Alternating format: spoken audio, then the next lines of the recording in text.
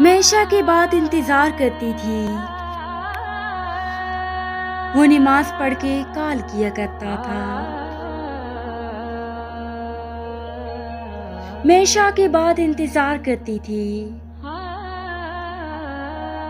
वो नमाज पढ़ के काल किया करता था। नाराजगी के बाद भी वो मुझसे बातों बातों में मेरा पूछ लिया करता था। नाराजगी के बाद भी वो मुझसे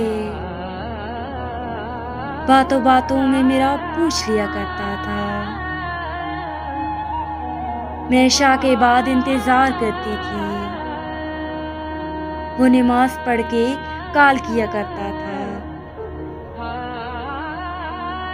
आज फला वजीफा किया था हमारे लिए, आज फला वजीफा किया था हमारे लिए। वो मुझे कुछ यूं तसल्ली दिया करता था। मैं इशा के बाद इंतजार करती थी,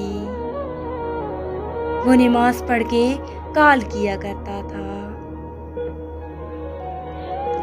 कुछ पल मुझे खामोश होने का कह के, कुछ पल मुझे खामोश होने का कह के आयातुल कुर्सी फूंक दिया करता था। मैं इशा के बाद इंतजार करती थी, वो नमाज पढ़ के काल किया करता था। बिछड़ने से किसी के कोई मर नहीं जाता, बिछड़ने से किसी के कोई मर नहीं जाता। वो मुझे ये नसीहत भी किया करता था। मैं इशा के बाद इंतजार करती थी, वो नमाज पढ़ के काल किया करता था।